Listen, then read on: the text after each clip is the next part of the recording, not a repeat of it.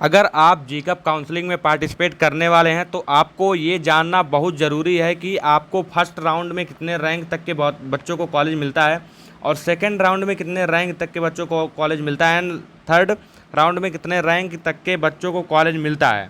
तो आज के इस पूरे वीडियो में हम इस पर कंप्लीट डिस्कस करने वाले हैं और कंप्लीट इन्फॉर्मेशन पिछले डाटा के आधार पर, पिछले साल के ईयर के आधार पर बताएंगे कि फर्स्ट राउंड में कितने रैंक वाले बच्चों को कॉलेज मिल जाता था और सेकंड राउंड में कितने रैंक, और थर्ड राउंड में इस तरीके से मैं बताऊंगा और कंप्लीट आप लोगों को जानकारी मिल जाएगी। अगर चैनल पर नए हो, चैनल को सब्सक्राइब करके बेल आइकन को ऑल पर सेट कर लेना, बहुत ज़रूरी है। अभी बहुत वीडियोज़ इन्फॉर्मेशन वाली वीडियोज़ आएंगी और उसके बाद में Telegram channel, WhatsApp channel join कर लेना, बहुत इंपॉर्टेंट है। अब देखिए यहाँ पे अगर बात करें गवर्नमेंट कॉलेज की, तो सबसे पहले इसका जो है एल्गोरिदम, मतलब सब कुछ समझते हैं, एकदम गहराई से समझते हैं कि किस तरीके से सब मतलब रहता है और कितनी सीटें लगभग टोटल हैं। देखो गवर्नमेंट कॉलेज टाइप यहाँ पर है ऑल डिस्ट्रिक्ट, यानी सभी डिस्ट्रिक्ट है, और ब्रांच जो है यहाँ पर ऑल ब्रांचेज, यानी कि सभी ब्रांच को, मतलब ब्रांच को इंक्लूड किया गया इसमें। और इसके बाद में यहाँ पर गवर्नमेंट कॉलेज देखते हैं। गवर्नमेंट कॉलेज की लिस्ट जो है यहाँ 149 है, जो ऑफिशियल है, डाटा साइट पर अवेलेबल है। तो 149 गवर्नमेंट कॉलेज हैं आपके जो है यूपी में, ठीक है। अब इसमें 149 में हर कॉलेज में एक ब्रांच की जो है 75 सीटें होती हैं, इस पर आप अनुमान लगा सकते हैं। और अलग सभी कॉलेज में सभी ब्रांचेज नहीं होती हैं, लेकिन अब इसी हिसाब से, मतलब मैं आगे भी आप लोगों को बता रहा हूँ, टेंशन मत लो।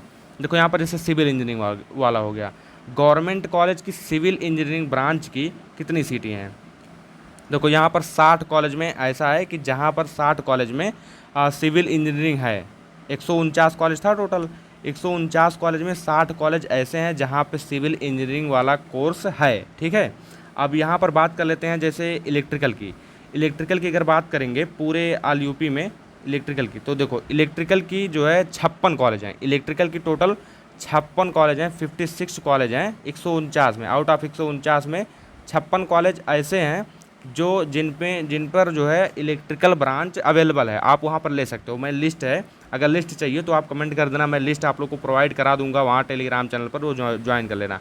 अब मैकेनिकल मैकेनिकल ऑटोमोबाइल देखते हैं। मैकेनिकल ऑटोमोबाइल की जो है टोटल कितनी सीटें हैं, मैं भी आ रहा हूँ, उस पर आ रहा हूँ, जिस आप लोग जो वेट कर रहे हो। 61 सीटें हैं टोटल, इनकी जो है 61 सीटें हैं। तो इसी तरीके से हैं टोटल। मैं बात करता हूँ अब कि सभी का मैं इसमें लगा दिया हूँ, civil, mechanical, electrical, electronics, automobile, production, और उसके बाद में CS, सभी का मैं लगा दिया हूँ। अगर चाहिए तो टेलीग्राम चैनल ज्वाइन कर लेना, वहाँ पर मिल जाएगा, ठीक है।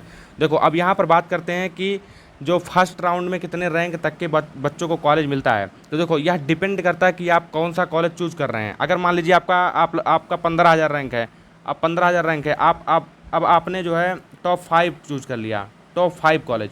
अब टॉप 5 कॉलेज अब कह रहे हो हमें फर्स्ट राउंड में ही मिल जाए, तो ये मुश्किल है ना।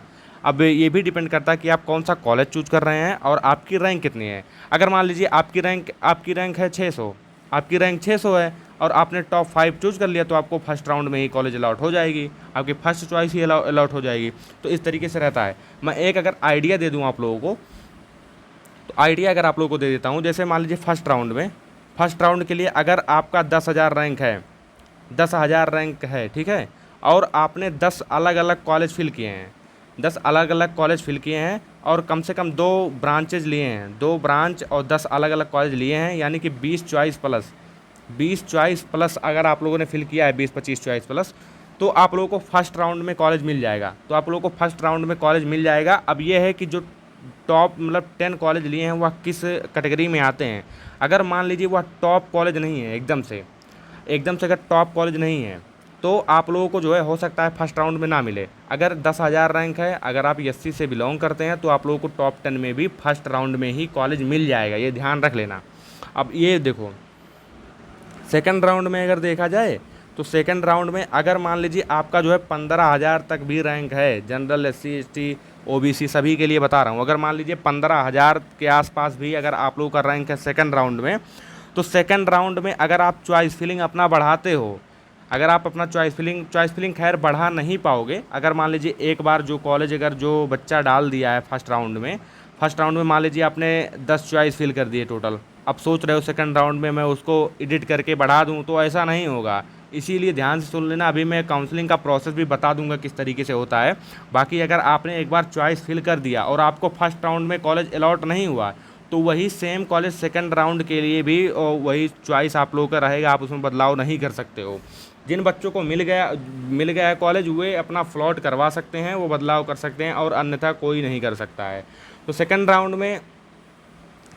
में अगर मान लीजिए आपका 15,000 के आसपास रैंक है, 15,000 के आसपास रैंक है, तो आपको जो है गवर्नमेंट कॉलेज मिल जाएगा। सेकंड राउंड में कोई दिक्कत नहीं आएगी। जनरल, ओबीसी, एससी, एसटी कोई भी हो, 15,000 के आसपास कॉलेज मिल जाता है सेकंड राउंड में। अभी इसमें जो है आपको चॉइस ज़्यादा करना पड़ेगा।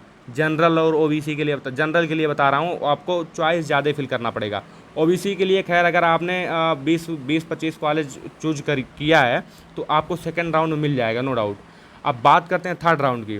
थर्ड राउंड यूपी वाले बच्चों के लिए एक गोल्डन अपॉर्चुनिटी होती है, गोल्डन मौका, सुनहरा मौका होता है। क्यों मैं कह रहा हूँ कि फोर्थ राउंड में अदर स्टेट वाले बच्चे आ जाते हैं।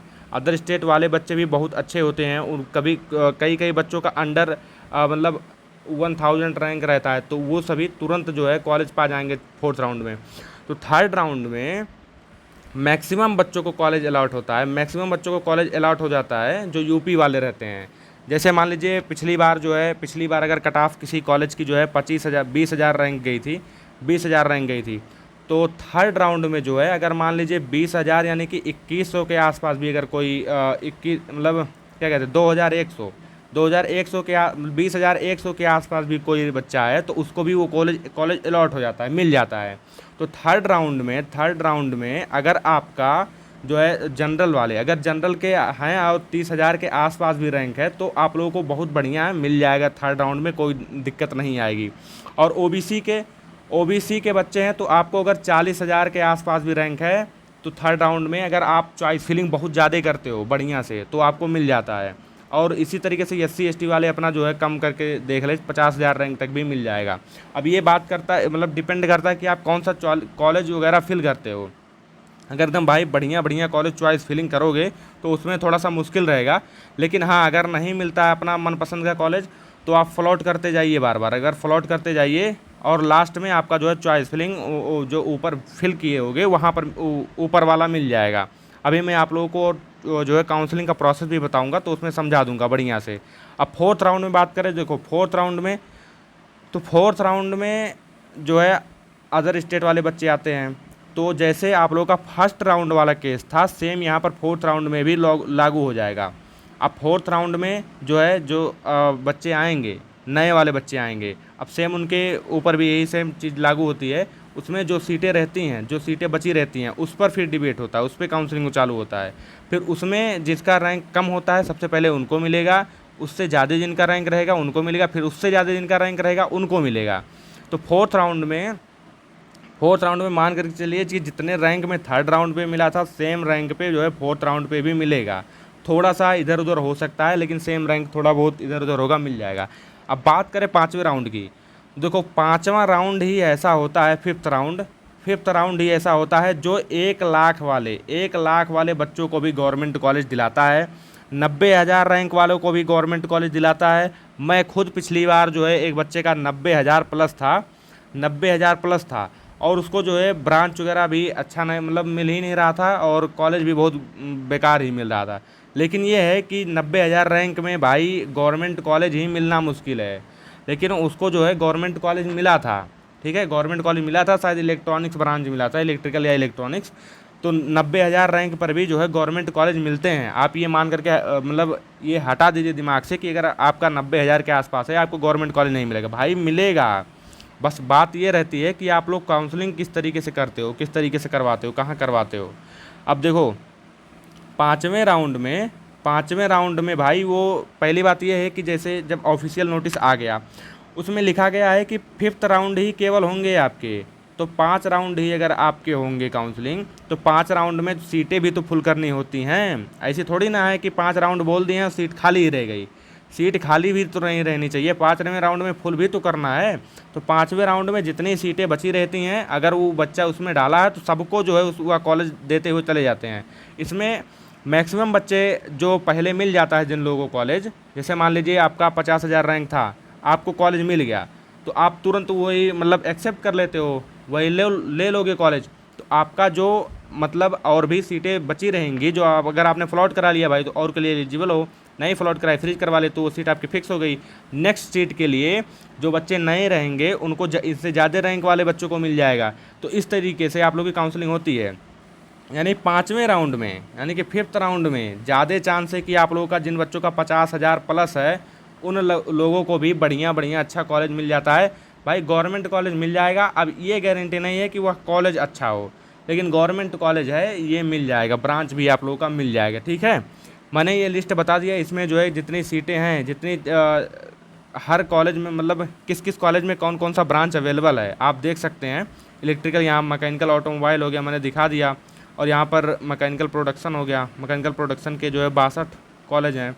और कंप्यूटर साइंस का देख लीजिए 53 कॉलेज हैं जहाँ पर कंप्यूटर साइंस है अवेलेबल है। तो ये सभी है।